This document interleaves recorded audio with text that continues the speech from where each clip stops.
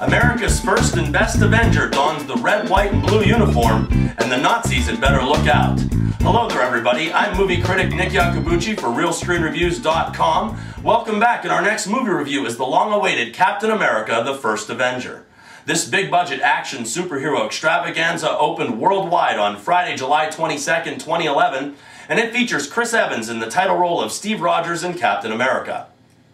Now joining him on screen are a slew of quality and talented actors including Hugo Weaving, Tommy Lee Jones, Haley Atwell, Stanley Tucci, and Toby Jones. Captain America comes to us from director Joe Johnston, who happens to be one of my favorite filmmakers.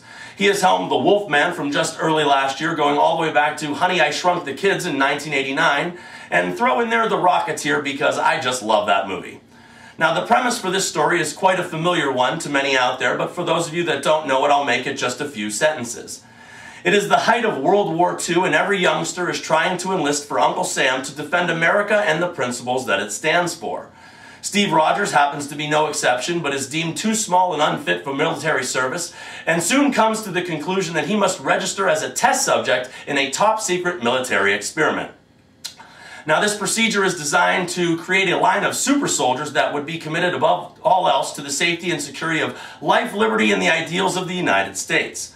Along the way, our hero will battle Nazis as well as the villainous Red Skull, and he will also need the assistance of the very beautiful Peggy Carter if our Defender of America is to take down the sinister Hydra organization. This all needs to happen before he is frozen and emerges in Joss Whedon's The Avengers next summer. Well, people, this entire film is almost a tribute of sorts to an era in the history of the United States where patriotism and nationalism were more than just two words.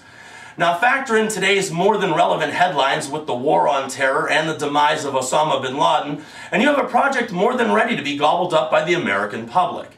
Add to that the perfect casting call for Captain America and Chris Evans. This gentleman embodies the never-give-up attitude of the United States, and I honestly can't think of anyone else that's more American. His portrayal depicts the heart, spirit, and most of all compassion of this character, and couldn't have been more spot on. You also have many quality actors backing up the defender of old glory. Tommy Lee Jones shows up but doesn't challenge himself as an actor, but he does deliver many lines as only Tommy Lee Jones can. The always solid Hugo Weaving and Toby Jones bring a higher level of acting to the project, and Haley Atwell does all she can with the basic female lead. I really do very much enjoy Joe Johnston's films, and I genuinely like him as a filmmaker. His movies to me have often felt like variations of Spielberg's summer films. However, he does have a very good talent for capturing the essence of a time period, and not just visually, but emotionally as well.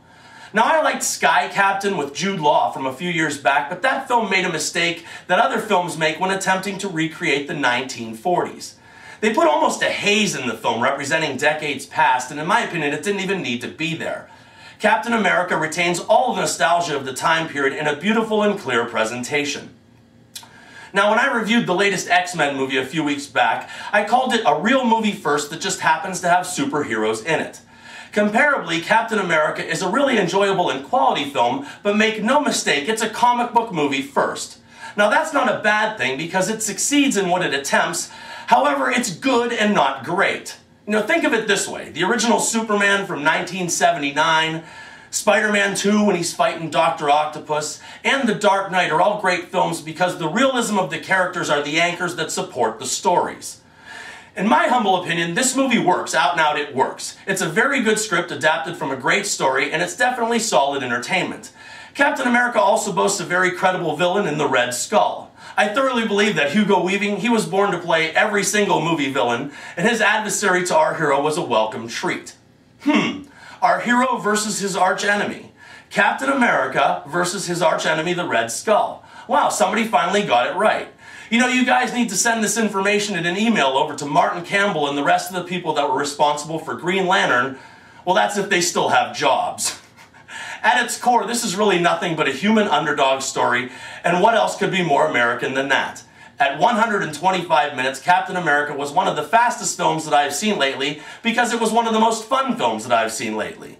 Humor, entertainment, and the never-give-up attitude of the United States of America. Well, what else could you ask for? A solid 3 stars out of 4. And remember, people, I'm not always right, but only when it comes to the movies. And thank you for your attention.